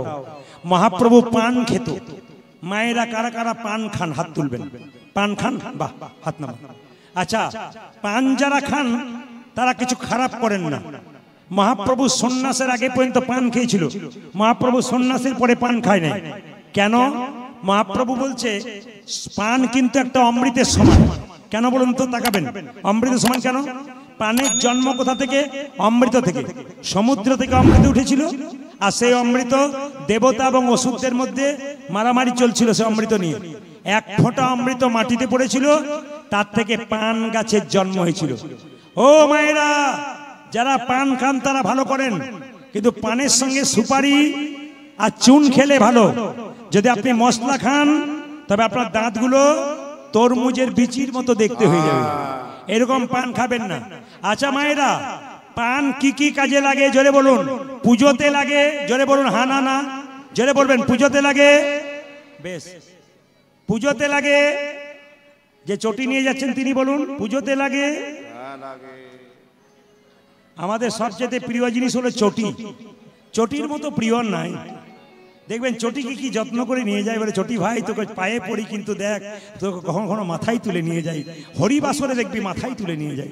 তাকাবেন মায়েরা, পান আর কখন লাগে? বিয়েতে। ছেলে যখন বিয়ে করতে যায় মেয়ের চোখে কি দেওয়া যায় জোরে বলুন? পান। আচ্ছা কিছু মনে করবেন না, এতজন কীর্তন শুনতে এসছেন, আপনাদের মায়েদের বিয়ে হয়ে গেছে, কিন্তু বিয়ের সময় চোখে একটা পান ঢাকা দেওয়া হয়। হাত তুলে বলুন তো, পান কেন ঢাকা দেওয়া হয়? বলে অত যদি জানবো তাহলে তোমাকে কেন ডাকবো। জেনে নিন পান কেন ঢাকা হয়। পানটা হচ্ছে যোগমায়া, মানে মেয়েটি পানটা সরিয়ে স্বামীর মুখ দেখবে, মানে কি হবে? মায়ার যোগ হবে। আমি তোমার, তুমি আমার, তার একটা প্রেমে ভালোবাসার যোগ হবে। আমি এই কথাটি এক জায়গায় বলেছি। একটা কাকা বাবুর বাড়িতে বাসা, সে বলছে বাবা তুমি যে বললে পান সরালে মায়া হয়, তা আমার 3টে ছেলে 3টে বউ মায়ায় নাই, খালি ঝগড়া করে করে বেড়াচ্ছে। বললাম কাকা বাবু মায়া থাকবে কি করে? বলে কেন?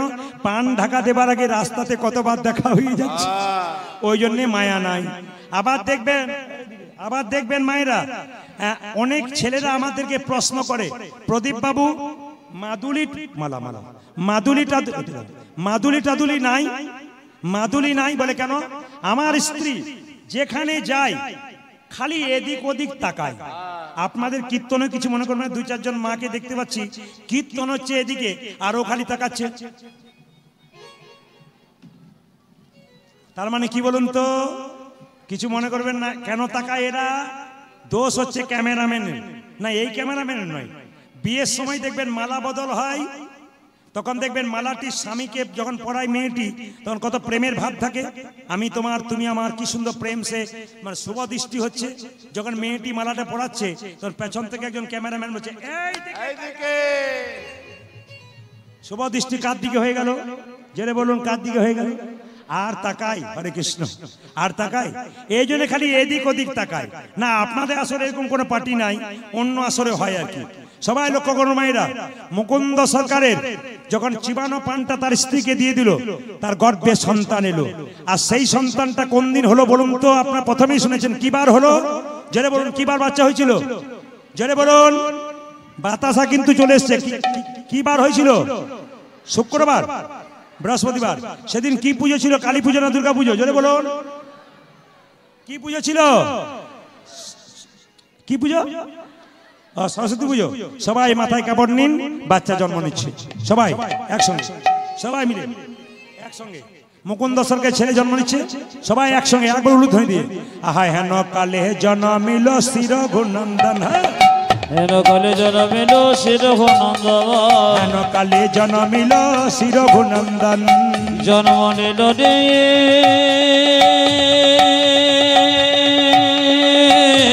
সবাই ভক্তি বলে উলুধ্বনি।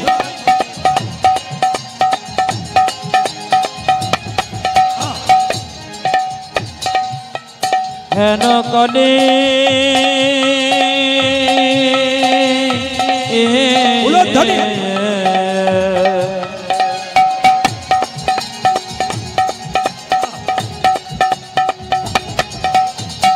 ভক্ত রঘুনন্দ জন্ম, সবাই হাততালি দিন, কৃষ্ণ ভক্ত সন্তান পাবে। জন্ম নিল রে সবাই মিলে আনন্দে উজ্জ্বল করে দিন পরিবেশটাকে, সুন্দর উলুধ্বনি।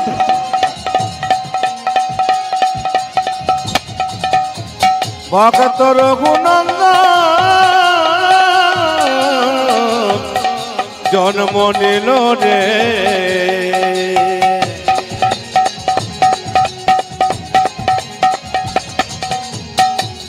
অজঘান কালে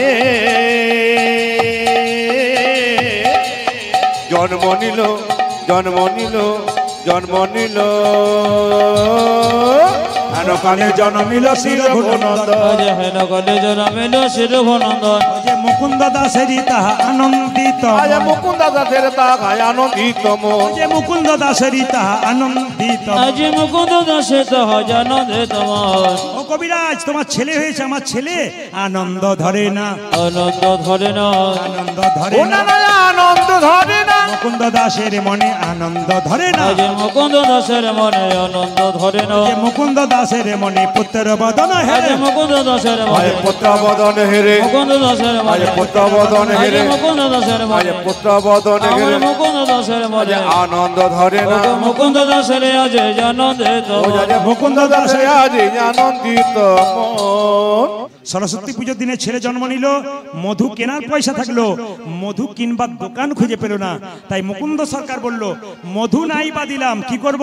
দুই কানে শোনাইল মধুর হরিনাম, দুই কানে শোনা গেল মধুর নাম, দুই কানে শোনাইল মধুর হরিনাম, আজ দুই কানে শোনা জিল মধুর হরিনাম, হরিনামে শোনালো, হরিনামে শোনালো, হরিনামে ও শোনালো, মধুর হরিনামে শোনালো, সংসারে কথা শোনার আগে হরিনামে শোনালো, সংসারে কথা শোনার আগে হরিনামে শোনালো, সংসারের কথা শোনার আগে হরিনামে শোনালো, সংসারে কথা শোনার আগে নাম ময়দা, সংসারে কথা শোনার আজ আগে, নামময় দেওয়া হলো, সংসারে কথা শোনার আজ আগে, নামময় দেওয়া হলো, সংসারে কথা শোনার আজ আগে, নামময় দেওয়া হলো, সংসারে কথা শোনার আজ আগে, আজ দুই কানে শোনায় মধুর হরিনাম, দুই কানে শোনাইল মধুর হরিনাম। ছেলেটা কি পুজোর দিনে জন্ম নিয়েছিল জলে বলুন? সরস্বতী পুজোর দিনে। আমাদের ছেলে মেয়ে যদি সরস্বতী পুজোর জন্ম নেয় আমরা কি বলি? মা ইঞ্জিনিয়ার করো, ডাক্তার করো, মাস্টার করো। তিনি কি চাইলেন? আশীর্বাদে করো মা, আশীর্বাদে করো মা, আশীর্বাদে করো। ওই আমায় আশীর্বাদ করো মা, কি কি যেন ভাগবতে পড়তে পারে আশীর্বাদে নিতাই, যেন ভাগবতে পড়তে পারে আশীর্বাদে করো মা, যেন ভাগবতে পড়তে পারে আশীর্বাদে করো ও মা, যা ভাগে পড়তে পারে আশীর্বাদে করো মা, যেন সংকীর্তন গাইতে পারে আশীর্বাদে করো মা, যেন সংকীর্তন গাইতে পারে আশীর্বাদে করো মা, সংকীর্তন গাইতে পারে হরি হরি হরি যেন ভাগবতে পড়তে আজ পারে, হরি হরি হরি যেন বলে, সংকীর্তন গাইতে আজ পারে, হরি হরি হরি যেন বলে, ভাগবতে পড়তে আজ পারে, হরি হরি হরি যেন বলে, সংকীর্তন গাইতে পারে, আজ দুই কানে শোনা এলো মধুর হরিনাম, দুই কানে শোনাইল মধুর হরিনাম। নাম রাখলো কি? রঘুনন্দন। আপনাদের ছেলের নাম কি রেখেছেন? কৃষ্ণ বিষ্ণু নারায়ণ রেখেছেন? জোরে বলুন। না রেখেছেন নাট ভল্টু পল্টু সল্টু, কি রেখেছেন? পরশু তারিখে একটা আসরে গান গাইছিলাম, দুটো ছেলে সামনে বসে জিজ্ঞেস করলাম কি নাম রে? বলছে আমার নাম আপেল, ওর নাম আঙ্গুর। বললাম আর তোর বাবাকে বাজারে যাবার দরকার হবে না, ঘরে বসেই পেয়ে যাবে। জোরে বলুন ছেলেদের নাম কি রাখবেন? কৃষ্ণ বিষ্ণু নারায়ণ। অজামিল ছেলের নাম কি রেখেছিল? নারায়ণ। মৃত্যু সময় যায় নারায়ণ করার জন্য না, তার জায়গা হলো কোথায়? সোজা বৈকুণ্ঠ ধামে জায়গা হলো। আপনাদের ছেলের নাম ভগবানের নামের সঙ্গে রাখুন, কাজ আছে। এই রঘুনন্দনটিকে তত্ত্ব কি? কামদেব মদন তার 5টা বাণ মেরেছিল কাকে? কৃষ্ণকে। কৃষ্ণ বলল, কামদেব আমার দা বাণ তুমি আমাকে মানলে, তোমাকে অভিশাপ দিলাম, তোমার মর্তকুলে জন্ম হোক।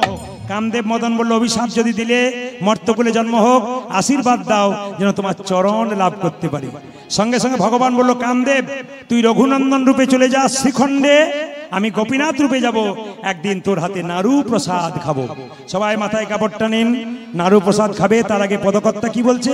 মায়েরা, ব্রজের অনঙ্গ ধরিয়ায়ঙ্গ গৌরে আগ ব্রজের অনঙ্গ ধরিয়ায়ঙ্গ, ব্রজের অনঙ্গ ধরিয়ায়ঙ্গ, ব্রজের অনঙ্গ ধরিয়ায়ঙ্গ, ব্রজের অনঙ্গ ধরিয়ায়ঙ্গ গৌরে আওলা গৌর সঙ্গ, আমরে গৌরে আমল গৌর সঙ্গ, গৌরে আওলা গৌর সঙ্গ, আজ গৌরী যমনা গৌর সঙ্গ, ভকতি ভূষণ ভকত বে, ভকতি ভূষণ ভকত বে, ভকতি ভূষণ ভকত বে, ভকতি ভূষণ ভকত বে, লীলাই মহিলায় আপন বেশ, লীলাই মহিলা আপন বে, লীলাই মহিলায় আপন বেশ, লীলায় মহিলা আপন বে, সোনার নূপুর রাতুল পাই, ওগো সোনার নূপুর রাতুল পাই, সোনার নূপুর রাতুল পাই, সোনার নূপুর রাতুল পাই, শেখর শরণ লইন তাই, ওগো শেখর শরণ লইন তাই, শেখর শরণ লইন তাই, শেখর শরণ লইন তাই, শরণে নীলা শরণে নিলাম, শরণে নীলা, আমরা শরণে নিলাম, শরণে নীলা, শরণে নিলাম, রঘুনন্দনের শ্রীচরণে শরণে নীলা, রঘুনন্দন শ্রীচরণে শরণে নিলাম, রঘুনন্দনের শ্রীচরণে হরি হরি হরি বলে, রঘুনন্দ শ্রীচরণে হরি হরি হরি বলে, রঘুনন্দ শ্রীচরণে হরি হরি হরি বলে, রঘুনন্দ শ্রীচরণে হরি হরি হরি বলে, রঘুনন্দ শ্রীচরণে হরি হরি হরি বলে, শরণে নিলাম। জোরে বলুন রাধা রানী কি, গোপীনাথ জিউ কি। আপনারা সবাই প্রসাদ পাবেন, একবারে করজোরে বসুন। প্রসাদ আপনাদের সামনে পৌঁছে যাবে, ভক্তি ভরে প্রসাদ নেবেন, বাচ্চাদের খাওয়াবেন, বাড়ির সবাইকে দেবেন। যে যেখানে বসে আছেন একবার জোরে উলুধ্বনি দিন, নিতাই গৌর হরি।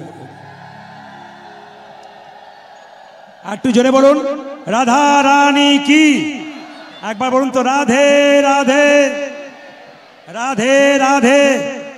ছোট্ট রঘু বড় হলো আর গাইতে লাগলো। দোল পূর্ণিমার দিন তো ছোট্ট রঘু গাইছে। কি গাইছে? শ্যামল তনু। সবাই হাততালি দিন।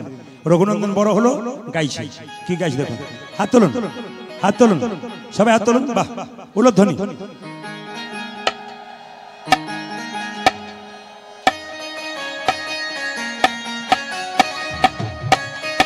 তালি, সবাই তালি।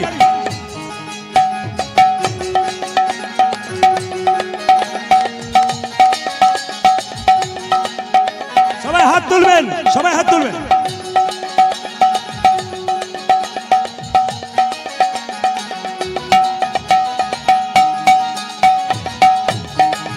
সবাই আনন্দ করে।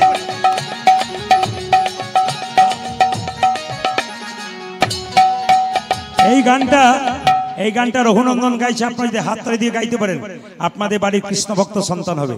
একটা কথা আপনাদের বলে দিই, রবিবার দিন বাড়ির ছেলেকে ছুটি পাবেন। সেদিন আপনি কি করবেন? ছেলেকে কোনোদিন কোনো পার্কে নিয়ে যাওয়ার দরকার নেই, মন্দিরে নিয়ে যাবেন, ভগবানকে প্রণাম করান। আপনি প্রণাম করুন, আপনার ছেলের লাভ হবে।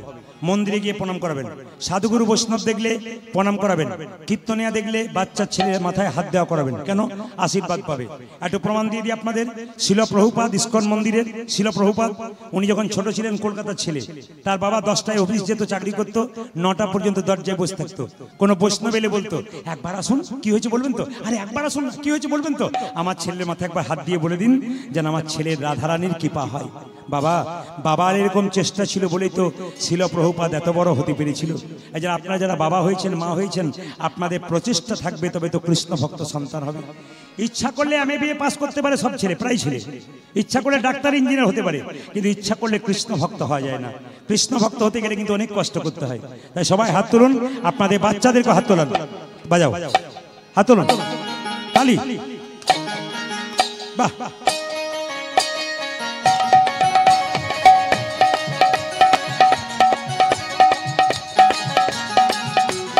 উলধ্বনি, বাহ, উলধ্বনি।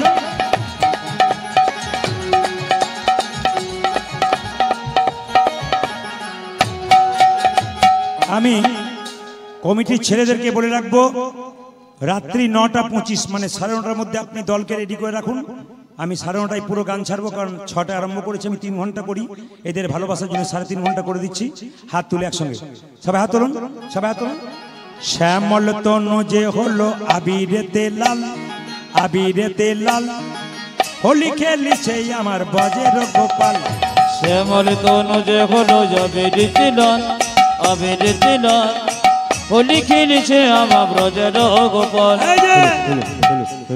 যে আনন্দ করে নাচবে সারা জীবন তার আনন্দে যাবে, আর যে দুঃখ করবে তার সারা জীবন দুঃখে যাবে।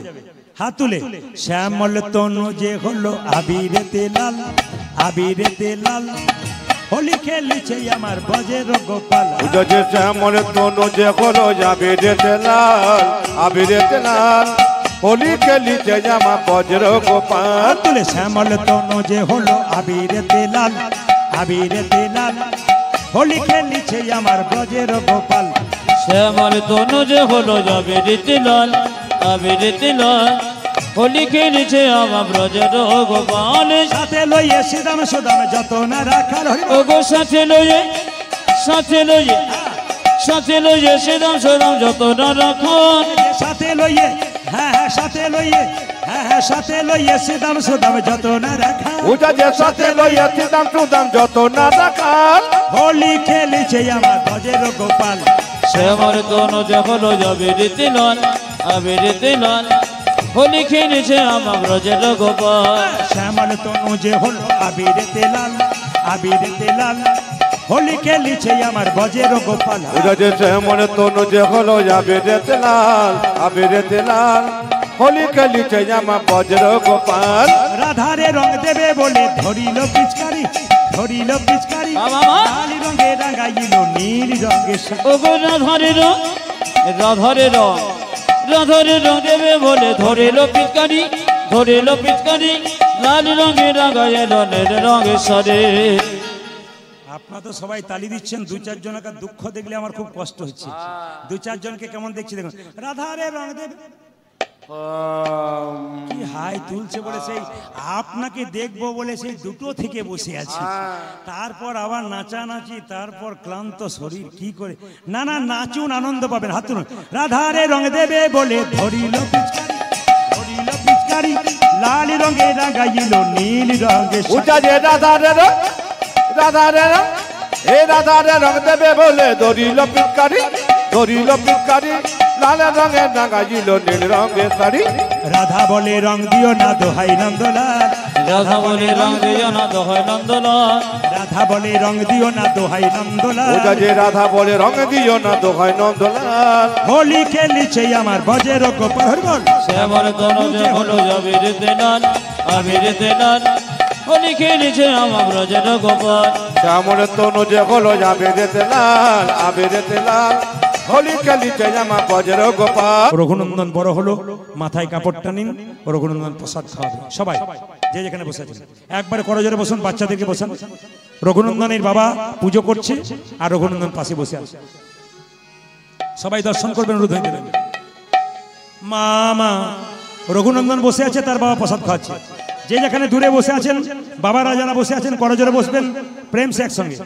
মা অন্তরা মন্দিরে, মন্দিরে জাগো জাগো জাগো, মদন কৃষ্ণ গোপাল, গোপাল রে উলধ্বনি, মদন কৃষ্ণ গোপাল। উলধ্বনি উলধ্বনি।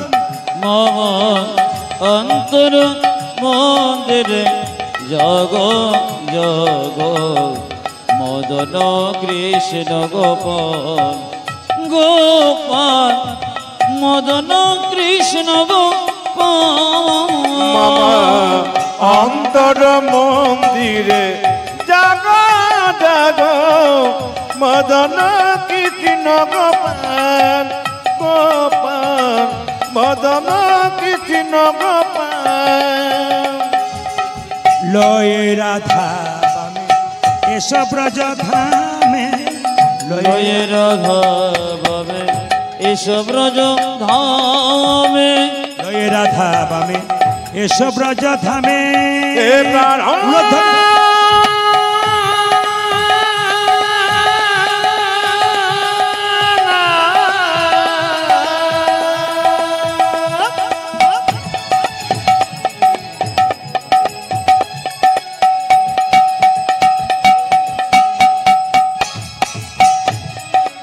হে প্রাণ বল্লভ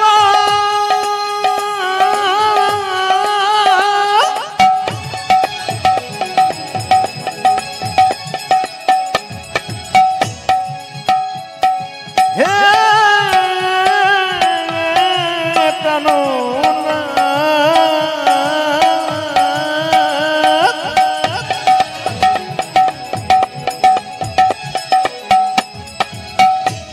হে প্রাণ বল্লভ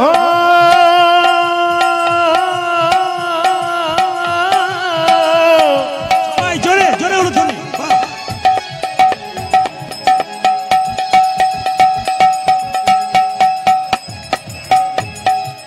হে প্রাণ বল্লভ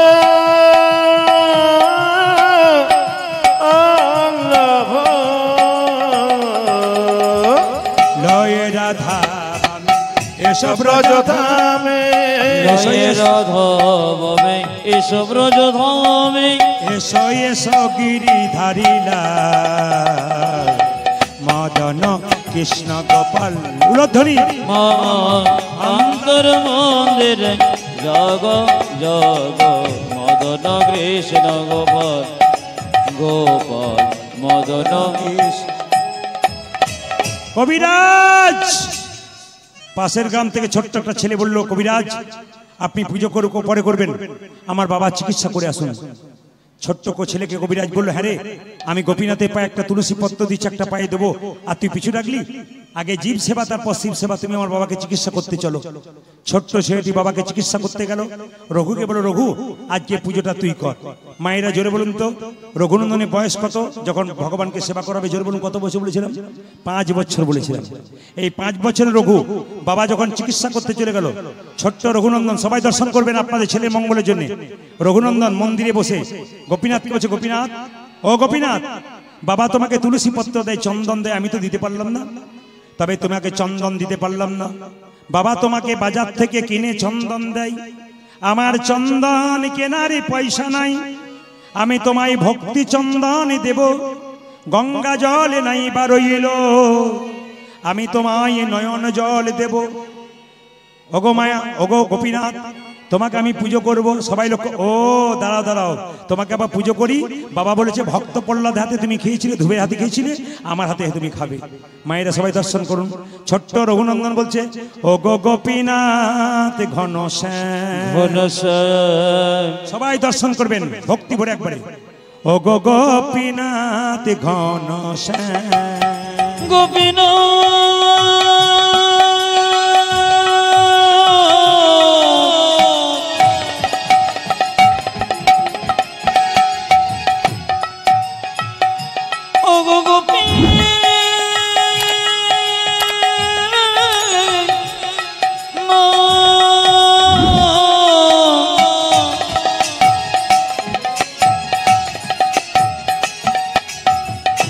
ওগো গোপীনাথ তুমি ঘন শ্যামে শ্যামে শ্যাম।